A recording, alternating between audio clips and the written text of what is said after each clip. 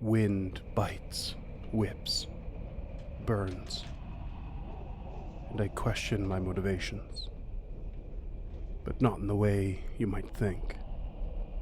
I was once very motivated, and once was not very long ago, no matter how long ago it may feel. And I still feel the pull of that motivation. But I've lost track of why. I once heard a humorist cynically proclaim that every dead mountain climber was once a highly motivated person. And rather than laugh, I sneered at their short-sighted comment.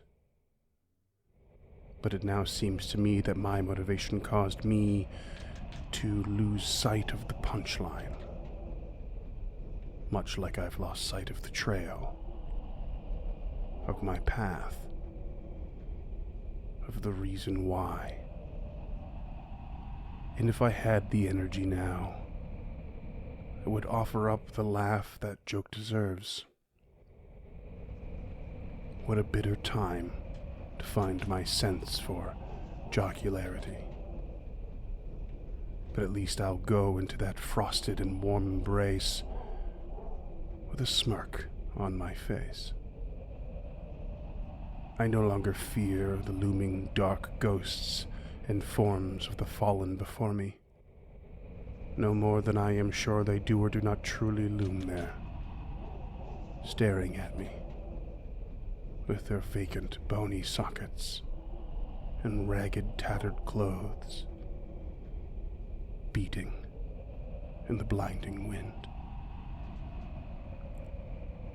Whatever I have known and what I have learned, I give to the mountain. I offer myself freely, so that it may not take me.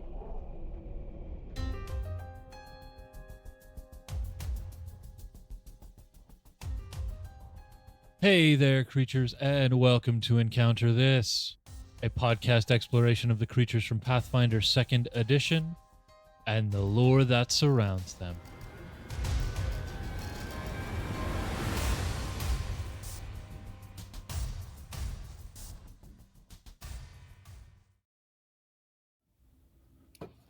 Hello there, creatures, and welcome to another episode of Encounter This. I am one of your hosts, James, a very powerful asset kid, and with me, as always, Freeman, climber of mountains, iced, and those should probably have been reversed.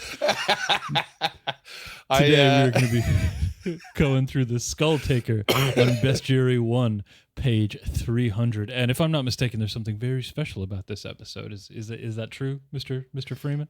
This is true. That is true. This episode is brought to you by one of our patrons, Tekale. And you may be wondering, I thought that they picked golems. That's true. But that was a reward, I think, or that they won from a charity stream. It was. And then they became a patron, and they're awesome. And they were all like, yo, you owe me another one. And we were like, whoops, yeah, we do. So here we are. Because we totally forgot. And this was the choice, the Skulltaker, which is very, very exciting. I didn't really know anything about this creature beforehand, so it was kind of cool to kind of dive into, sort of. It was cool and it wasn't. It was cool and it wasn't. I'll tell you why in a bit. Okay. But it is a really cool creature. Bestiary 1, page 300. This creature does also exist in first edition. And it is in Bestiary 5, however you want to say it. Okay. So there was not a lot of game lore here. So I've just, like before, just combined 1E and 2E together here to kind of fill it out. But it's pretty quick and beautiful. So in the 1E lore, however, it was actually referred to as a Saxra. It's a totally different name. Don't know why. Don't know why they changed it. Don't know why they called it a Saxra. Found no explanations at all. So, okay.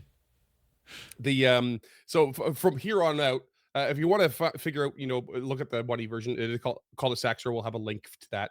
But from here on out, we're just going to refer to it as the Skulltaker to keep it easy. Is basically a Skulltaker is basically the collective remains of mountain climbers and hikers who died of starvation and or agony on mountain peaks. Most of them, I'm assuming. Yeah. Judging by the look on your face, James, I think you weren't expecting that at all. No, I had no idea what to expect coming into this. Like, I kind of expected like a Freddy Krueger-esque bogeyman kind of thing, but this is way different, and nothing about that MO says Skulltaker to me. Really doesn't. Yeah, we'll get some thematic stuff certainly in the mechanics, but for now, I kind of want to just directly quote some of the description here because I love it. It's kind of evocative. The very flavorful description in 2E says something like, swirling down from misty peaks and through howling mountain passes like an evil wind. The Skulltaker is a terrible manifestation of the delirium and agony experienced by doomed climbers and lost trailblazers just before they met their end. End quote.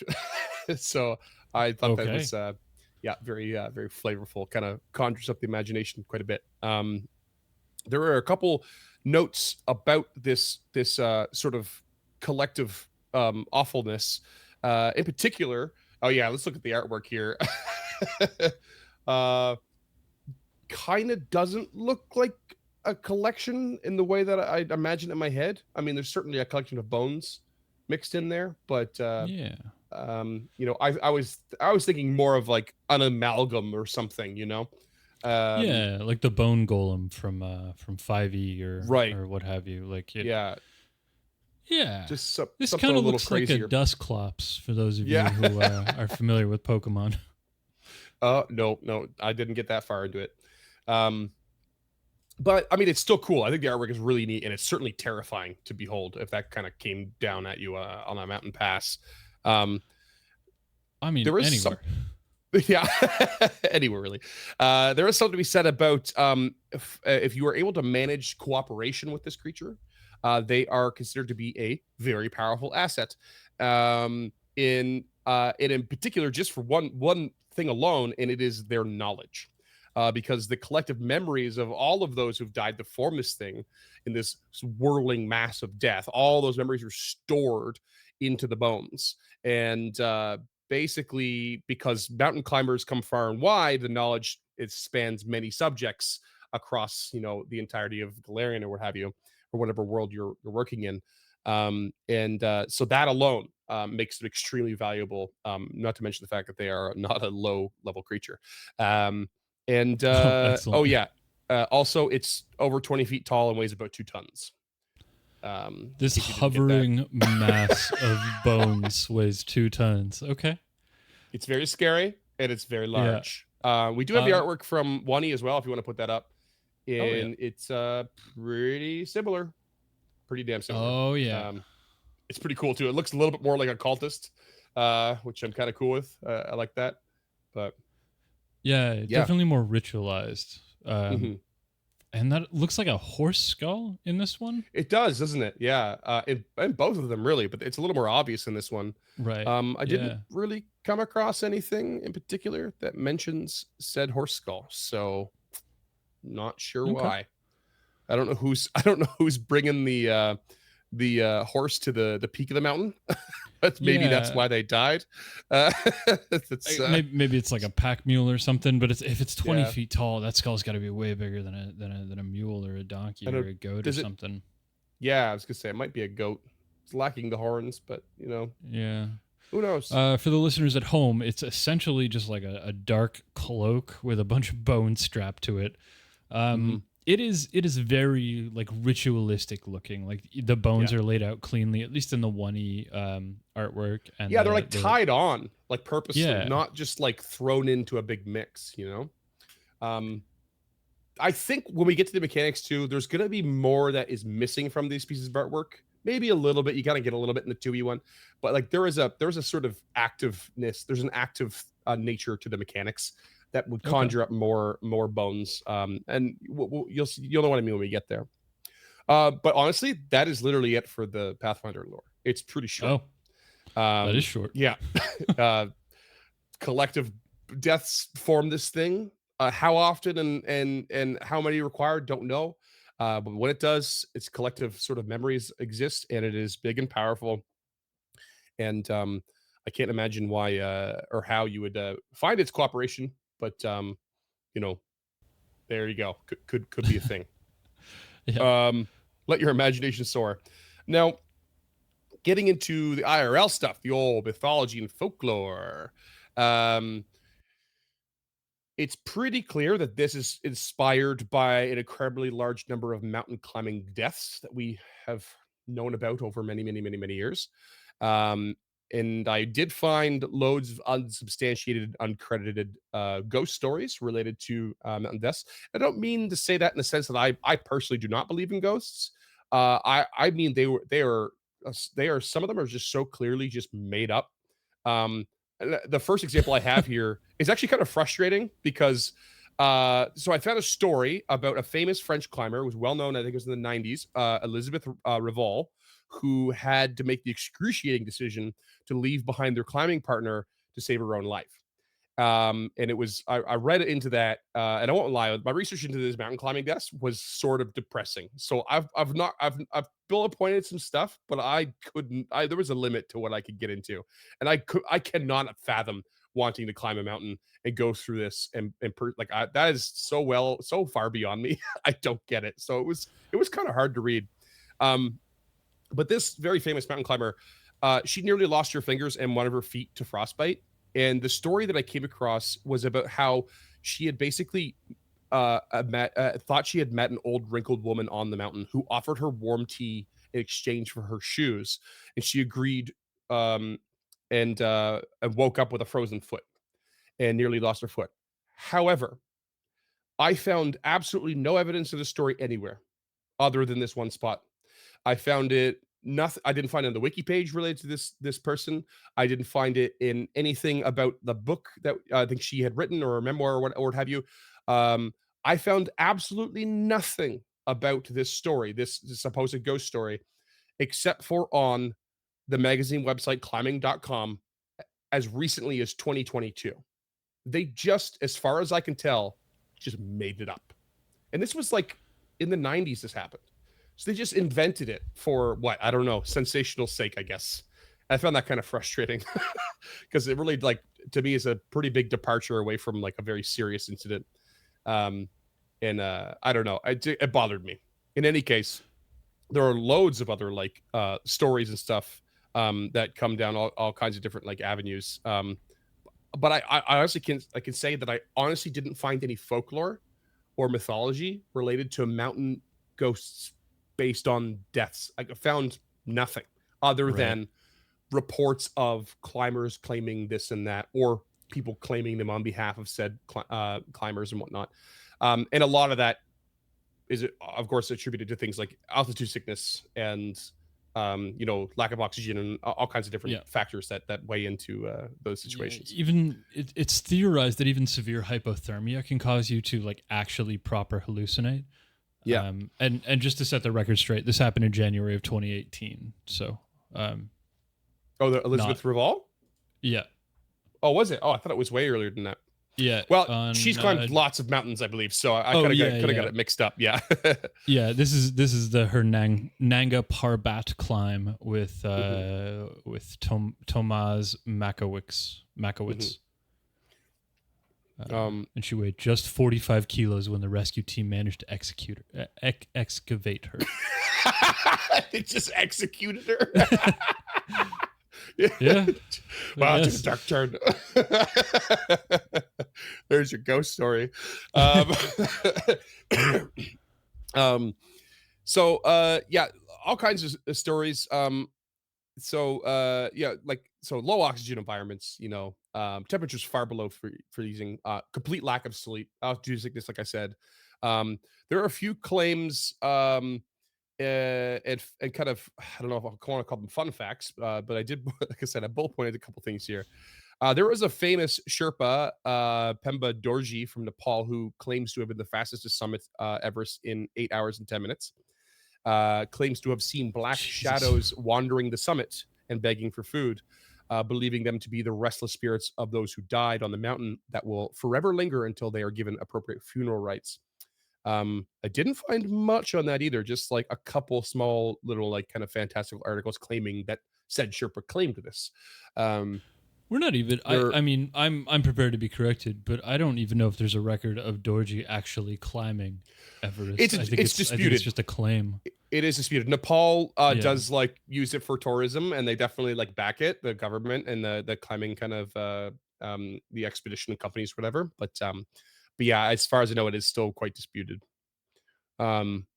There are bodies, like many unidentified bodies all over Everest itself. Oh yeah. In particular, Oh yeah. Hundreds. there are more dangerous climbs than Everest, but Everest, of course, is one of the most famous. So I kind of focus some of my examples here on Everest because it's most familiar, and I really got into a lot of like statistics that were just not confirmed. They there was no reliable sources and stuff like that.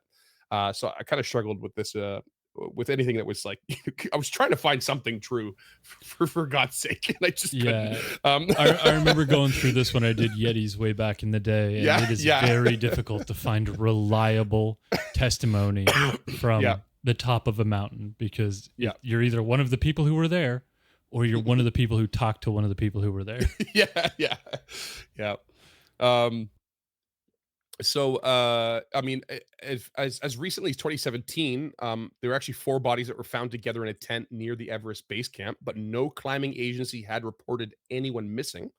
So no one's quite sure who they were, where they came from, and how they died. There's a famous corpse known as Green Boots, who is not officially identified, but it is strongly believed to be an Indian climber named Tsawang Paljor, something like that. And his body served as a literal landmark along the main northeast ridge. He died in 1996, but the body was removed in 2014. So a landmark for 8 years. Or 8 years. I mean, it's hard enough to get 2 people in gear up there. Imagine trying to carry somebody down. Like, yeah, it's crazy. It makes sense that they just leave them up there. Like, what else are you supposed to do? The altitude is so high that you can't even get like a chopper up there or something. So it's wild. Yeah. This is kind of a fun story that I'm a little bit worried I'm gonna sound a bit patronizing here, but it just makes me laugh. I'm just gonna say it. So a local resident of the Himalayan village of Benmi, one Mohan Singh, claimed to be visited by a ghost while he was out chopping wood. A strange man approached him and asked why he was chopping the wood. The sky turned black and the man reached for him, but his hand went straight through.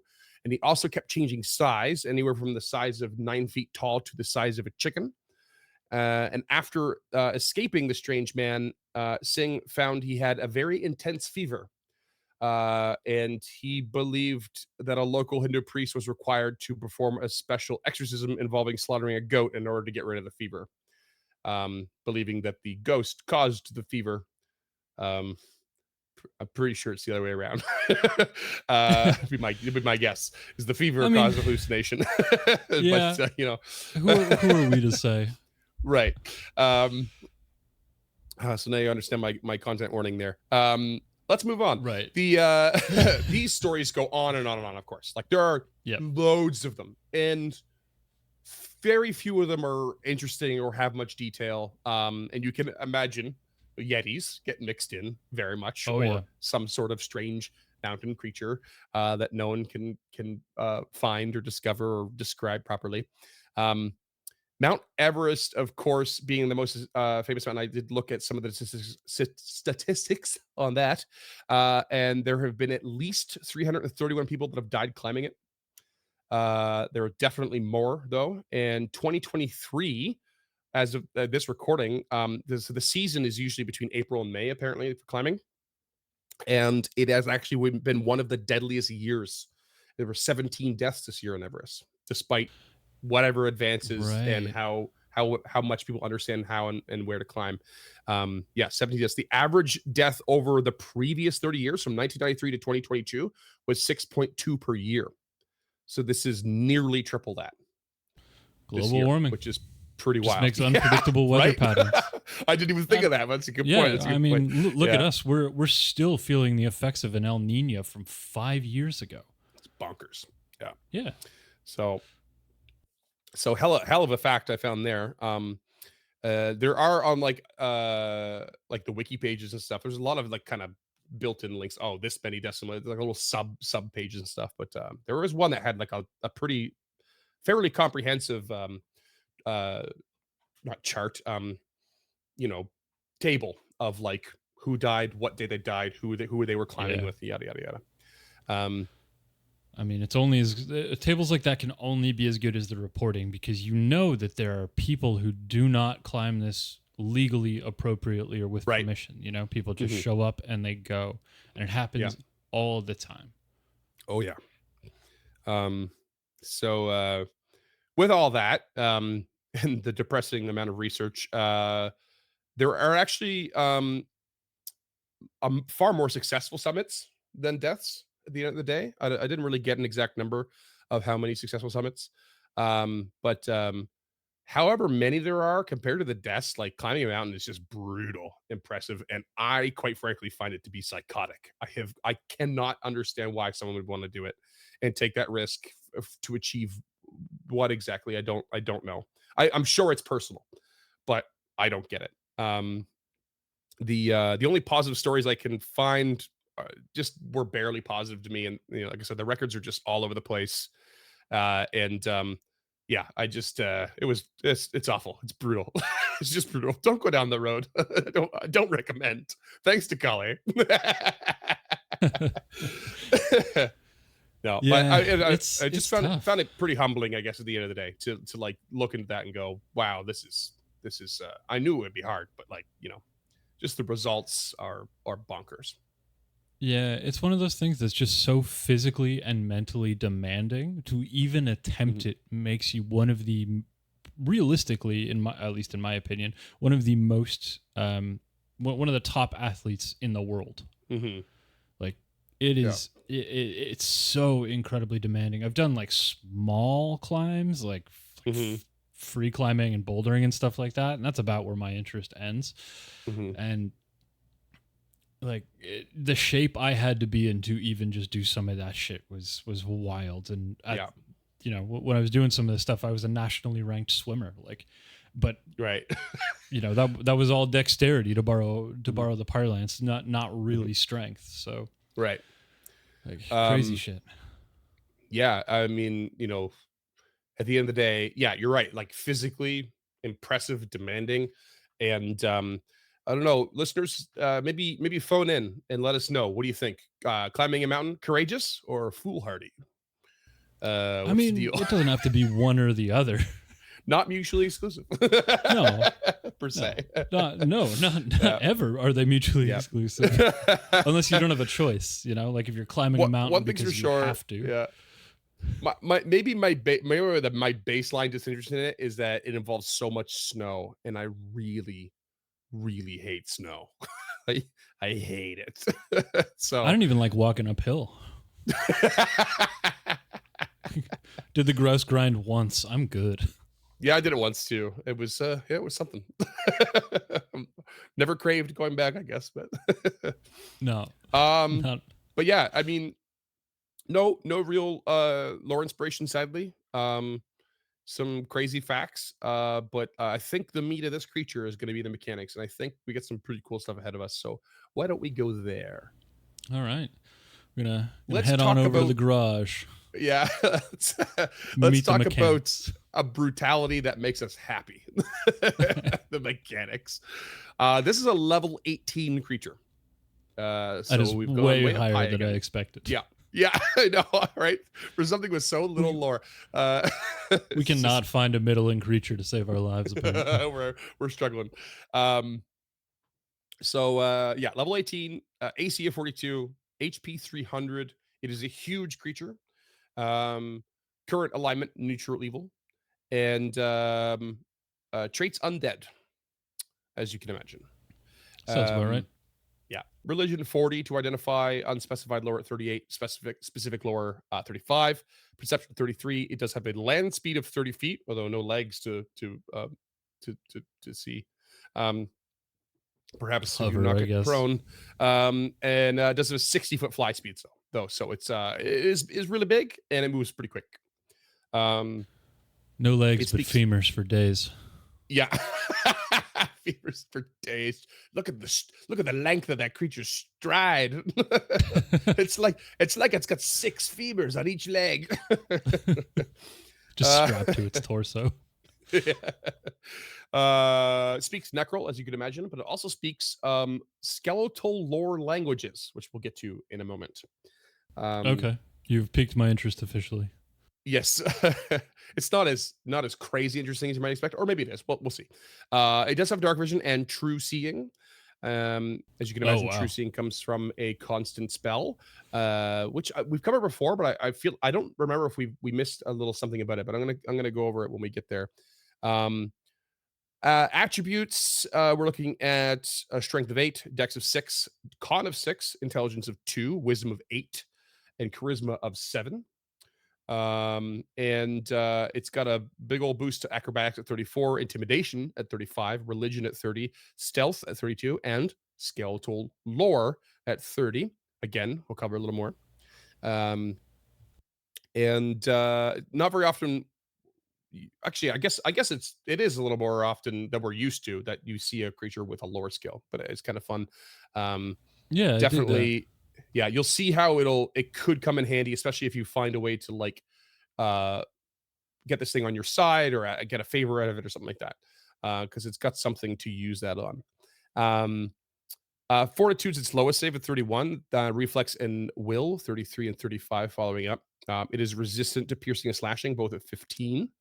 And it is immune to cold, death effects, diseased, paralyzed, poison, and unconscious.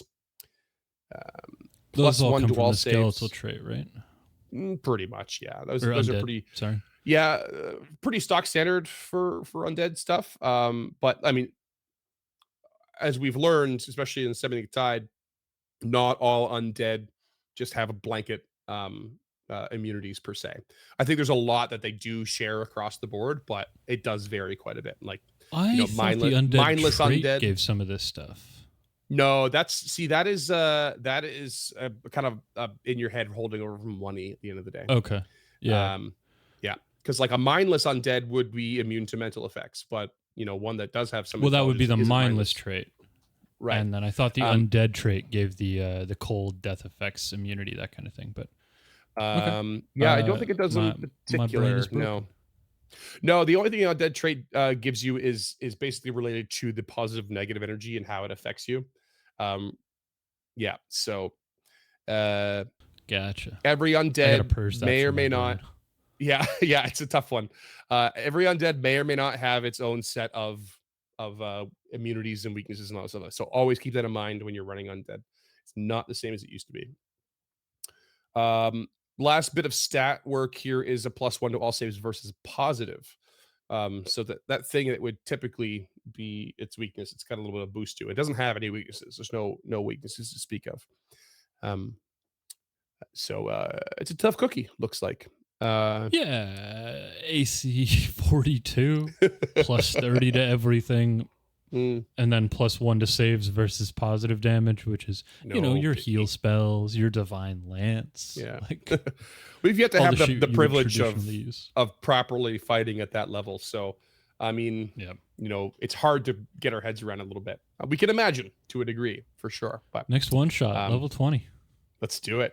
I can't even play a level 8 character. I'm terrible. I feel you.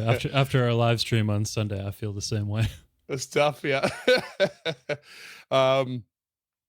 Let's talk about skeletal lore. So skeletal lore is a divination and divine sort of ability that it has. Basically, the Skulltaker taps into the memories of the creatures that make up its body, as you'd expect, and giving it the skeletal lore skill, which it can use to recall knowledge of any kind.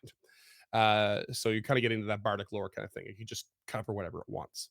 Cool. In addition, it can speak and understand all languages known by the creatures whose bones make up its body, typically including common and the regional language of the Skulltaker's home region.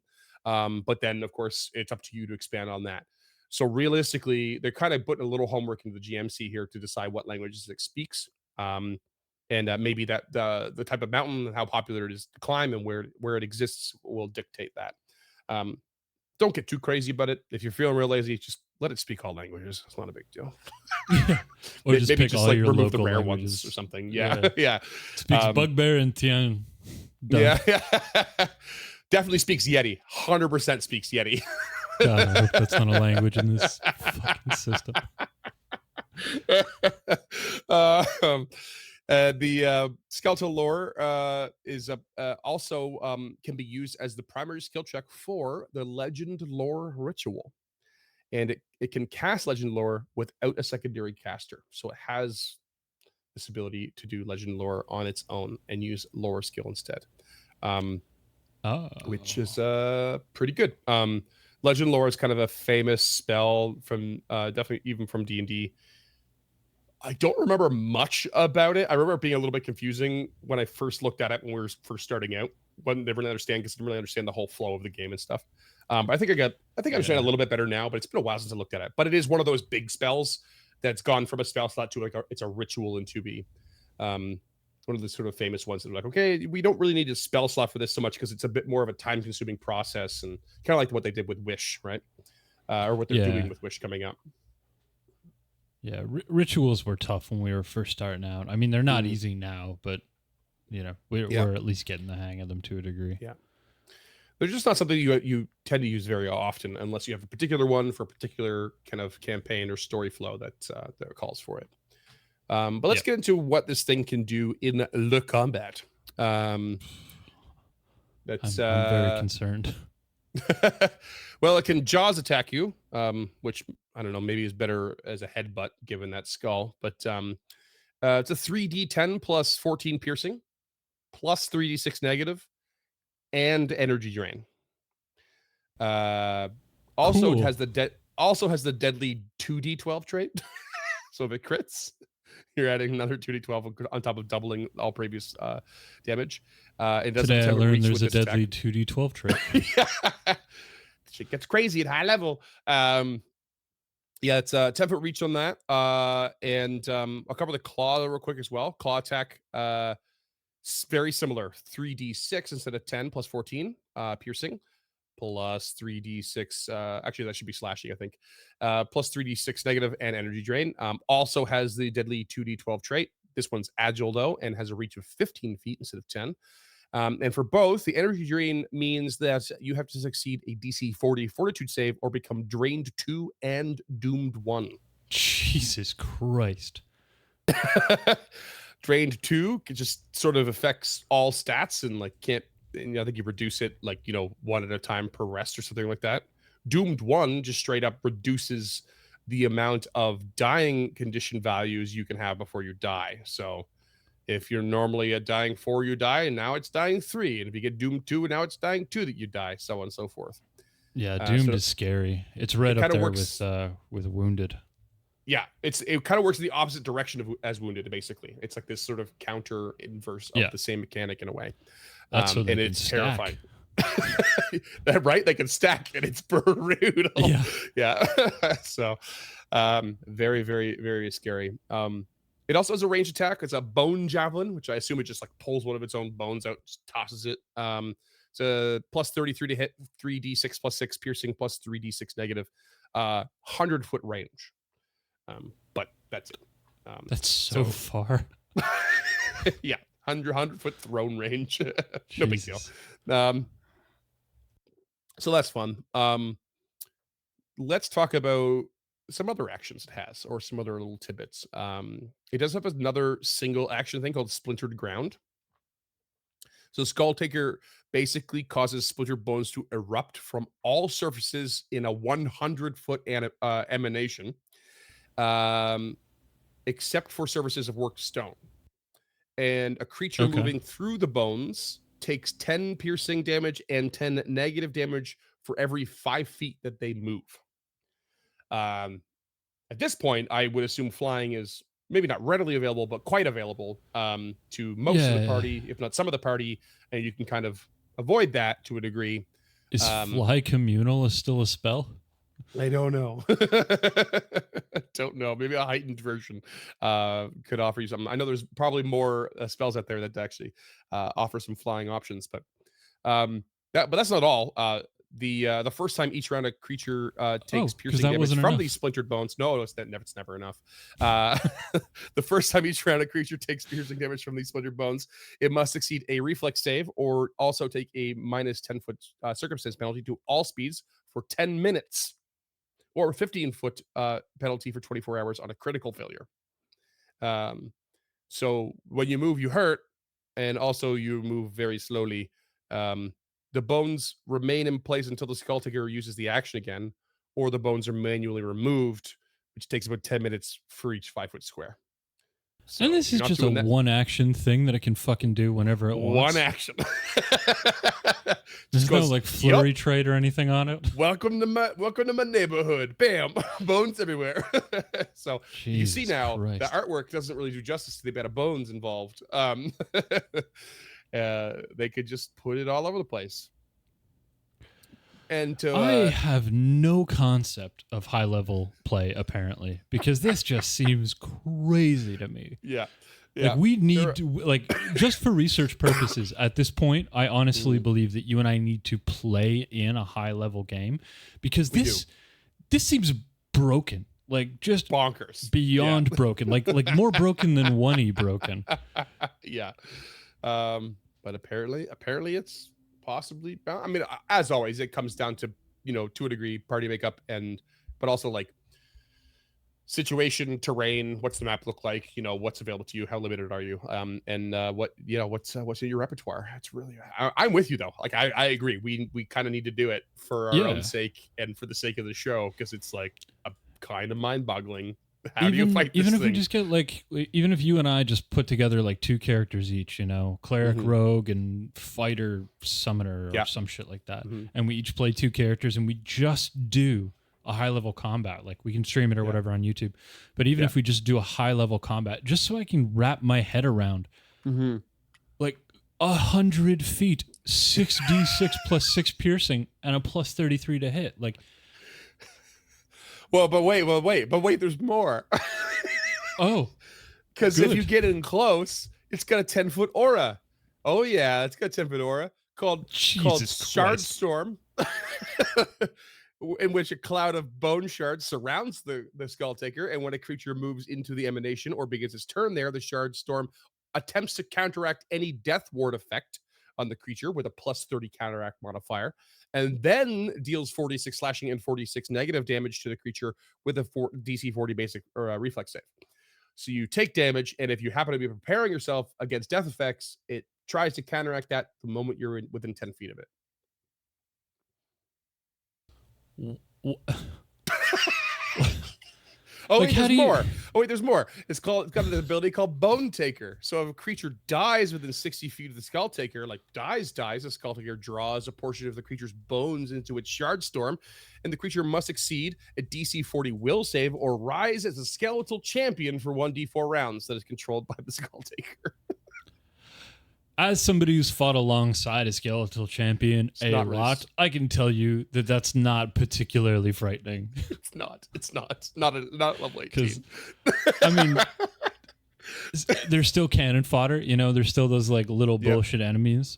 And you have technically, like, this is a death spiral in spades, because not only have you lost a PC, but they've gained an ally. So you need to avoid this at all costs.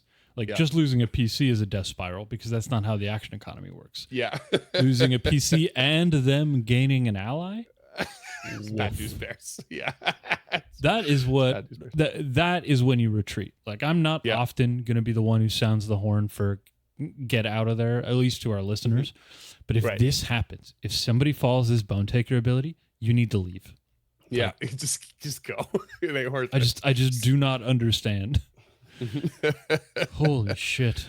So let's talk about its spells, because it's got spells. I mean, we know it's got True Seeing. It's got True Seeing. The thing I wanted to cover on that I couldn't remember if we covered before or not, but True Seeing does require a secret counteract check, so they don't just get to see through the stuff, even though it's a constant spell. The moment Okay. they're, confronted with something like that, you have that there's a secret check happening behind the scenes. So GM's trying to forget that. And it does give an example of like it sees through it, but it doesn't change anything. So a good example is a creature that's like polymorphed in some way, such as a druid in an animal form or something.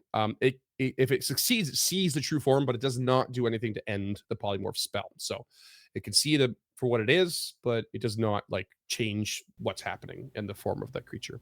Yeah, Um, yeah. I think we talked about that hmm. because it is just a sight. Like it is. Yeah. It acts just like true seeing in 1E essentially, Mhm. except that this time there's a counteract check. You don't just do it. Right. Now, legend lore. Let's talk about that. It's basically it takes a full day to cast. It's got a This thing's got gold. time. Yeah, it's got a gold cost of 300. It usually requires 2 secondary casters. It is a 7th level ritual. Um, Primary check is usually occultism with a at least trained master or proficiency of master. So obviously this creature can do it on its own with its skeletal lore instead. You basically attempt to learn useful legends about a particular subject, and it's got to be like a person, place, or a thing. The subject, if the subject is present, and you can increase the degree of success of the primary skill check. And if you only have vague information about the subject, attempting ritual, the degree of success is decreased. So that's really up to how much you want to take a risk of, like, doing this early on, but without enough knowledge, and the GM has to sort of determine that if enough is enough. The basically and these sort of modifiers will actually cancel each other out if the subject is present with little to no baseline information. So just the presence alone actually kind of cancels it out, which can be pretty significant. But like a regular success is you basically the ritual ends up like causing whoever's casting, I think, to recite mysterious legends, tales, and lore about the subject over the course of an hour after the ritual has ended. And it provides useful information for further inquiry, but it's generally incomplete or enigmatic, as is the nature of legends, as it says. If you fail, you just fail to learn anything. If you critically fail, your mind becomes lost in the past. You can't sense or respond to anything in the present for 1 week, except for performing necessities like breathing and sleeping. When you return, however, you can retrain one of your skills into a lore based on the knowledge of the past you were uncontrollably viewing, which is wild. The critical success. Yeah, again, this thing's got nothing but time.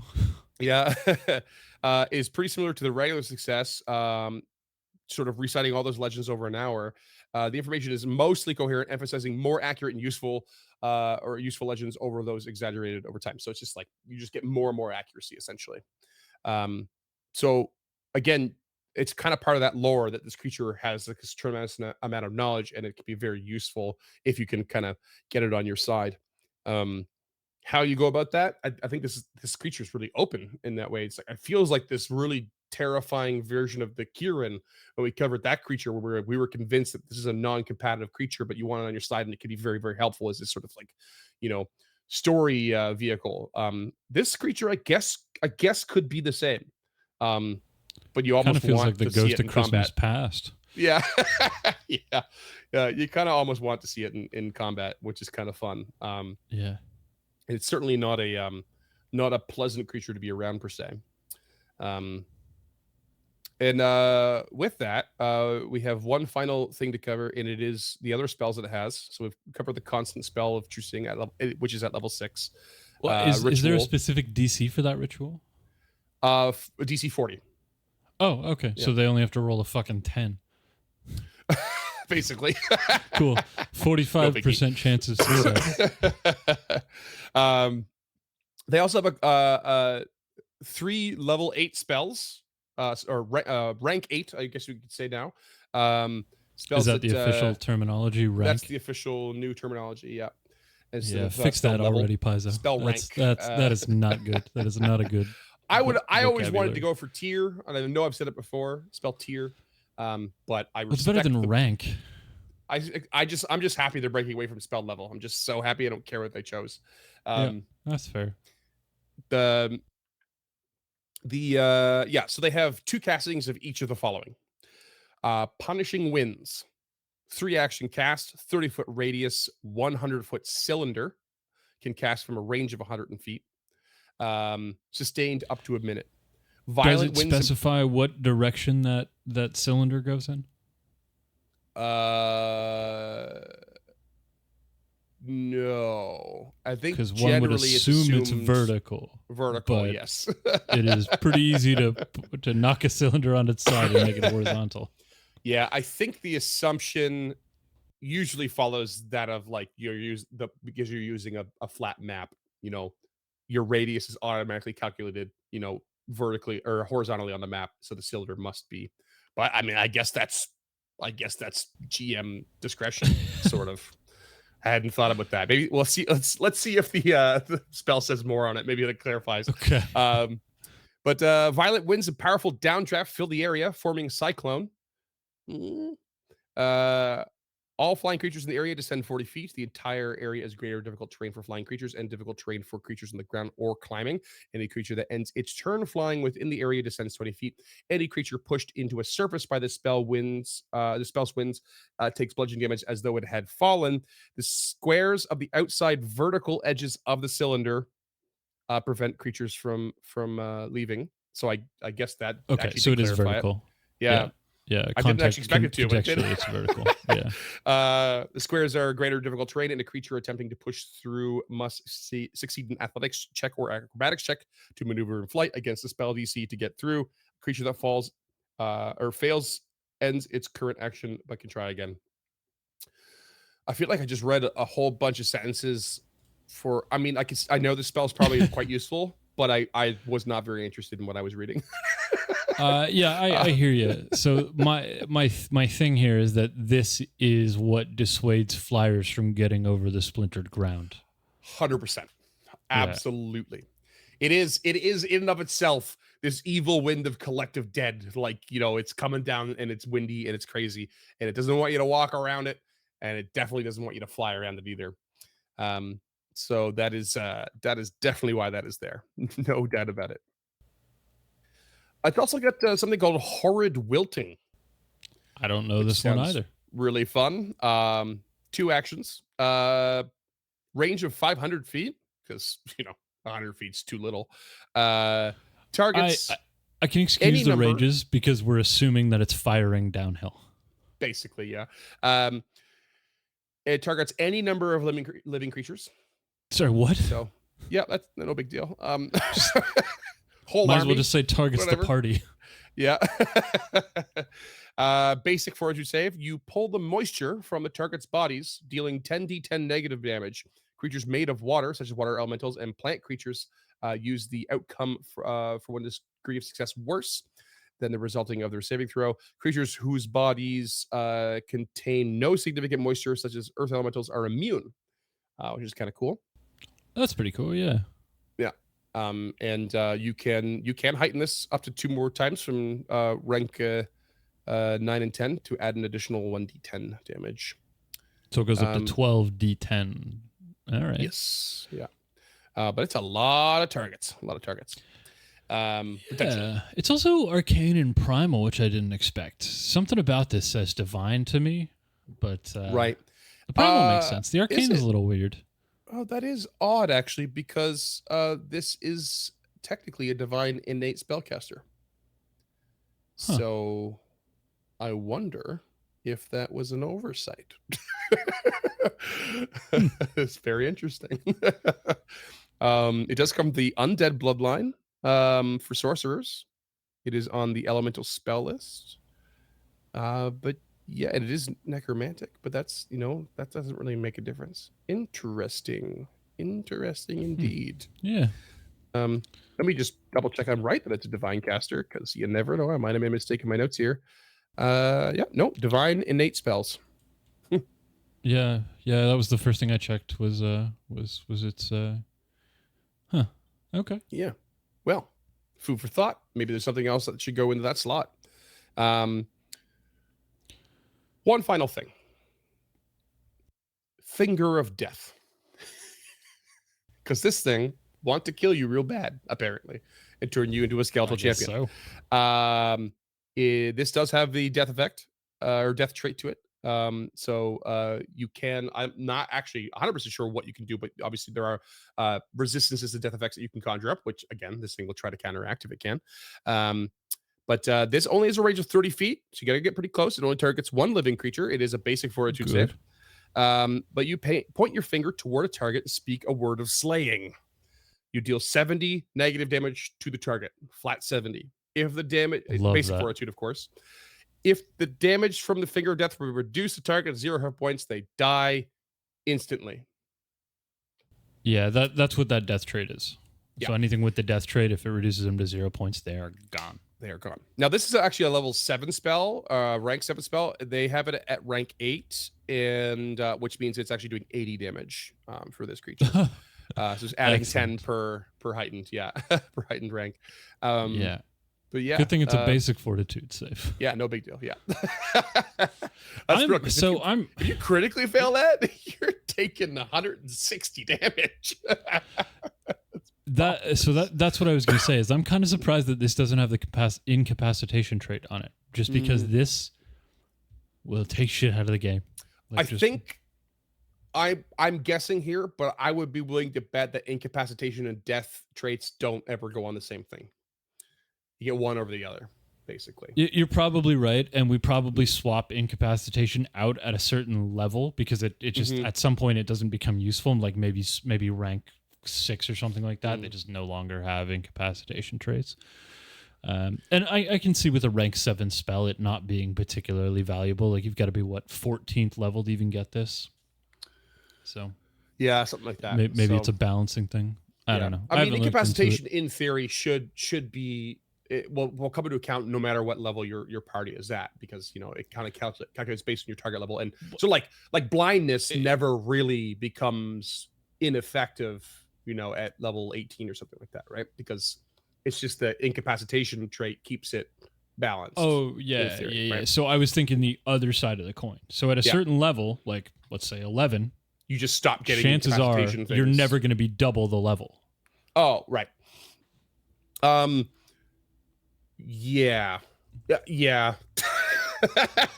Well, I guess what it comes down to is that usually you don't use incapacitation spells and effects against creatures like a single target battle, because for a fact that they aren't.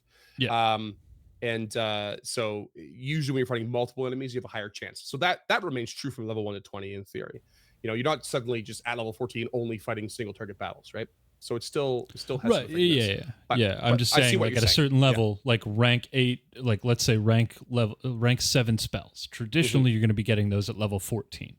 Right. I don't know how many CR 25 creatures you're going to be casting spells on, because that's when the incapacitation trait comes in. Is double the level or exceeds double the level. Well, no, it exceeds double the spell level, not your level. So right. It's so more than double. So if you are level 14 and you're casting a level 7 spell, if the creature is level 15, then incapacitation comes into play. If it's the same level or lower than you, then it's effective. Yeah. So you don't need. Yeah. You don't. You're doubling the wrong number. Right. Effectively. Right. Yeah. That makes sense now. Yeah. Yeah. It's the creature level has to match the spell rank. Right. Or double the spell rank. Double the spell rank. Yeah. But still, at a point, there will be diminishing returns. Like rank 8, how many creatures are you going to be fighting that are creature rating? Well, that's just it. It really depends on the campaign. I think that's the baseline design of that trait, is that it works all the way through, assuming that you're having dynamic encounters through your whole campaign from 1 to 20, not just shifting away from creatures being lower than the party level. It can be effective the whole way through. And I guess it is, because I just found a rank 8 spell that has the incapacitation trait. There you go. Yeah, it's a thing. Huh. It's a thing.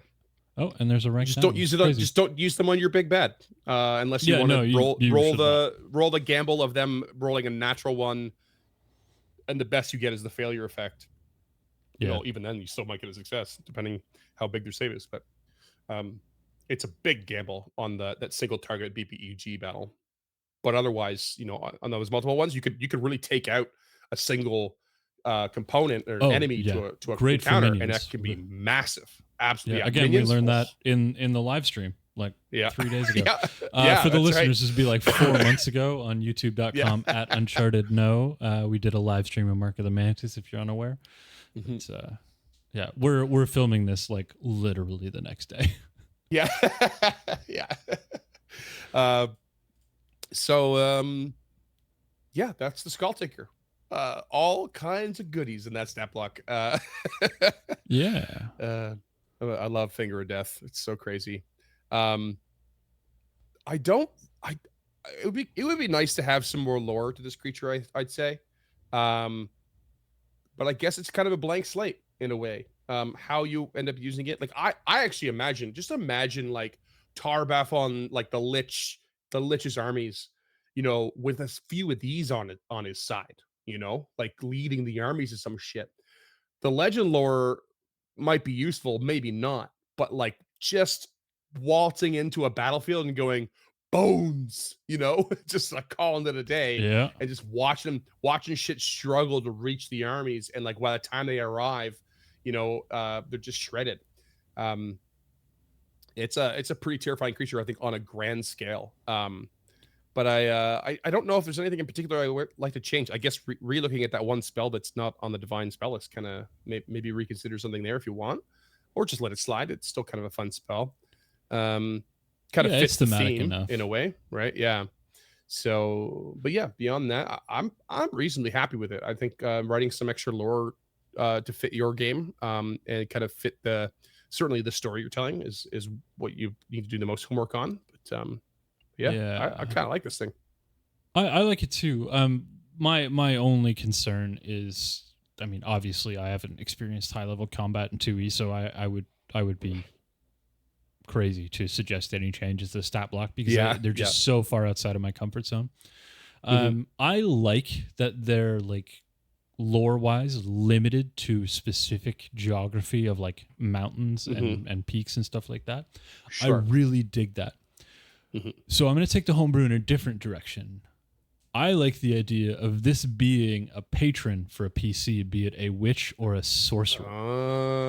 So your backstory is you climbed a fucking mountain to get on this thing's good side, and it just gave you like the undead bloodline or whatever the sorcerer bloodlines are. Or it became a witch's patron or something like that. That is a really cool idea, because I don't think it would work so much for the sorcerer, but it could work for an oracle, perhaps. It's been a while since I looked at oracle, but yeah, they are divine spellcasters themselves, and kind of have like a witch, which is focused on the occult, kind of have this sort of mysterious source that is not necessarily like known or whatever, but more based on themes. So that could be really cool. Just kind of pulling up the the witch, like the winter witch could be kind of an interesting one to have this as a patron. That's exactly what I was thinking of, is the winter witch. And I think there is something you could probably do as a PC to give yourself the undead bloodline. Like maybe it takes a bone from you and gives you one back. So like, it removes your left hand and gives you your own hand, and that's how you get the power of this Skulltaker. Because I guess there's something to be said about the bloodline. I think most people roll with the fact that it's like, oh, it skipped a few generations and I suddenly had these powers, and they go for that mysterious approach, like Tulok from Stemming Aside. Yeah. But it's got to start somewhere, right? So maybe you're the first. Why not start with you? Why not? That's actually pretty fun. I like that. So one of the characters in the X-Men universe is Mr. Sinister. I'm sure you're familiar with them. Oh yeah. So they were 18th century geneticists. Who became so prolific at like dealing with the mutant gene that they started taking it from mutants and putting them into themselves, so they became a mutant. So I like just that idea. Cool. Like you hunt down this Skulltaker, take a couple of bones and just replace one of your ribs with it, or your foot, or some shit like that, or and that's how you get the undead bloodline, or something along those lines, or maybe you're a reanimated skeleton that this thing brought back to life, that was galvanized back, and that's, you're an undead sorcerer who also has the skeleton archetype or something like that. Like that could be kind of cool too. Right. Yeah. Cool. Yeah, and so just pulling up oracles too. Like so their thing is they have mysteries, and I think there's two here. I can quickly look at that I think fit. One's called Ancestors. Yeah, I love that one. Right, and so you could probably kind of, even if you have to kind of like sort of shift it a little bit, maybe thematically, like you can get a feed into the ancestors of like I would assume it kind of leads into your own ancestors, but maybe it's the ancestors of the thing that bestows its power upon you. So this sort of like weird amalgamation of these bodies and stuff. But there's also the bones mystery, which is very apt, giving you the curse of living death. So that's probably the most appropriate. And there's actually a lore mystery as well, which maybe would fit.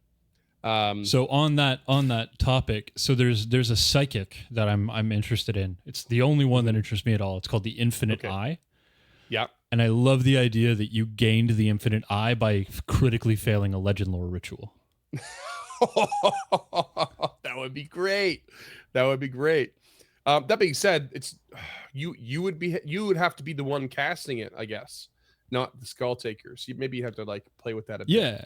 No, I mean, just like as a concept, like as soon as I heard legend lore, that's immediately what I thought of. I was like, oh, shit, that's how my psychic became psychic. They critically failed the legend lore and got stuck in the past for so long that their body like emaciated to the point where you have to start at level 1 again to rebuild yourself back up. But you've got this high intelligence from living in a distant time and place. Cool. What's it called again? The Infinite Eye. It's from the Dark Archive. The Dark Archive. Is that like what part of the psychic is that? Is that the conscious mind? Conscious mind. Conscious minds. Okay. Really? Oh, the Infinite Eye. Yeah, look at that. And there's a subconscious mind on lore, I think. Yeah, there is. Yeah. Gathered lore. Yeah. I don't know how much the build works, but I think that could be a really cool build in. Yeah. Yeah. Total like somewhat side part there. That's really cool. That's a really cool idea. Yeah, there's your party intro one shot. Is you got to go get the psychic back from the past. You attempted the legend or like to start this campaign to try and find a mystery, and you did it too early. It'd be really cool actually. Like you've the town or whatever scrounged to find the details on how to perform this ritual, and you do it too early, which causes one player to like. When you first start, they're like in a week-long coma, and then they wake up and they suddenly are a psychic because of these things. Or that's your backup character. So you start with this character, fail the legend lore, conspire with your GM to just fail it, like just roll private, and they tell you fail it, and then you come in with another character later on, and then that character becomes your psychic backup or something like that. That could be really cool. Just like the real fake out and then the reversal. Yeah. That would be super cool. Try to find like the original class as being like something that like works well as an archetype into the psychic or whatever, right? And you can kind of combine them and continue forward. That would be really neat. Yeah, like a thaumaturge or something. Yeah. Just double down on the Dark Archive. Yeah, por qué no? Why not? Yeah, cool. Wow, lots of cool ideas spawned from this creature, that's for sure. Really high level neat. Skeletons. That's kind of my jam. Yeah, right. There's something about like I love and I'm fascinated by like these death effect creatures, things that really want to like kill you and bring you closer to death, and it's terrifying. I'm actually scared to run them sometimes because I get scared to kill characters. I like it, but I'm like not bloodthirsty. I'm like, oh, I want it to be a good moment, and I've said it many times. I love an unceremonious one as well. But like that finger of death, just like pointing the finger and boom, someone's dead. Like, whew, it's rough, Yeah. This battle has to be really important for that to be something that I would be comfortable using. And this brings to mind something that I don't know when or if I'll cover it, but I think I will. There are stat blocks in 2e for what's called a lesser death, and connected to that, a Grim Reaper, and they are brutal. I believe it. And I would really love to cover them sometime. The death was brutal in 5e, so like I don't know if it was ever released as a creature, but it's one of the cards in the deck of many things is death, and you draw it and you essentially have to fight death. Like it is real difficult. It's amazing. Yeah, I remember reading the Lesser Death and just being like mind boggled, like this is brutal. I feel like it's like a level 15 creature or something like that. And I was like, this is like PC killer big time, you know. And then there's the Grim Reaper on top of it. So yeah, I hope to cover one of those or both of those someday for sure, because I think they're really fun. Yeah, excellent. But yeah, that's it. That's all I got. Hands washed of this creature. If you like this, you can find us over at patreon.com/unchartednorth. $5 a month will get you a handwritten thank you letter, and for $10 a month you can suggest a creature like this very episode. Unfortunately, I'm pretty sure our scrolling socials have been wrong this whole time because, like I said, we're recording this back in August and we are on the verge of sunsetting our Encounter This socials. I still have not gotten a firm date of when that's going to happen. But you can find all of our links over at, I believe it's unchartednorth.com/links, or the accurate ones will be in the description below. There'll be all of our Uncharted North links, which will be Uncharted No, and that's on all your major platforms, including Threads and Twitter, if Twitter still exists by the time this is released. If you like our logo or our style, you can head over to unchartednorth.com/shop. That's a direct link to our Teespring where you can pick up some merch with our cool shit on it. We recently got a picture of Critty appearing at Disneyland Japan, I think. In Japan, yeah. Yeah, which is just awesome. amazing and humbling. Yeah. And if you want to follow along with the show notes will be available on at encounterthis.ca. That'll never change. That will just bring you directly to the Encounter This page of the Uncharted North website.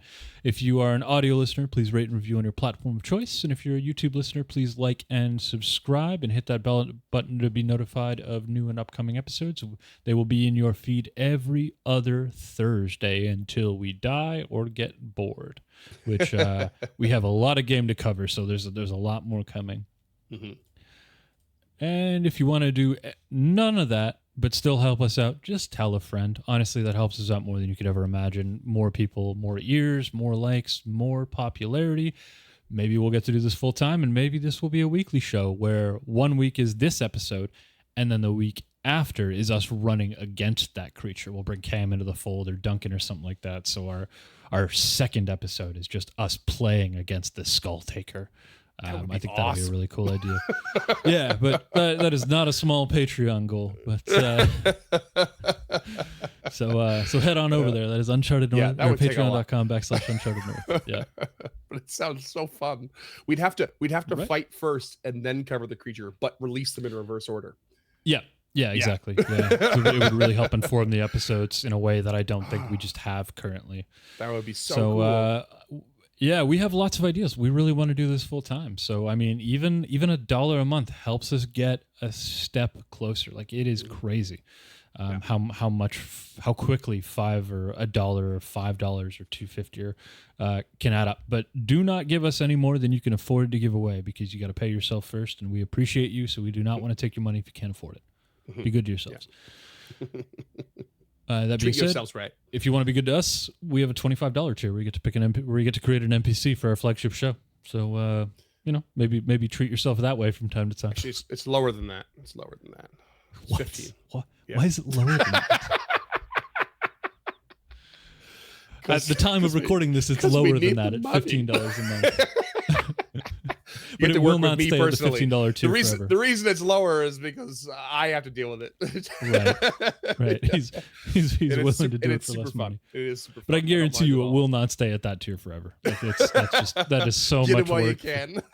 Yeah. Discounted price. But thank you so much for listening, and we will be back in 2 weeks with whatever episode we have coming up next. I actually don't know offhand. Me neither. We got a lot on the go. Yeah, it might even be our next suite. Fun. Well, thanks for tuning creatures. in, listeners, and we'll see you on the other side.